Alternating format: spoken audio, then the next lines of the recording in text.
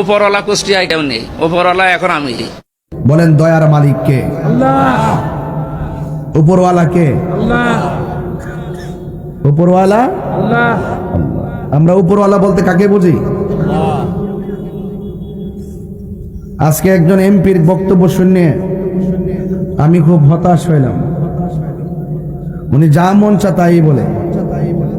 উনি বলতেছে এখন আর কোনো উপরওয়ালা নাই, উপরওয়ালা হলাম আমি।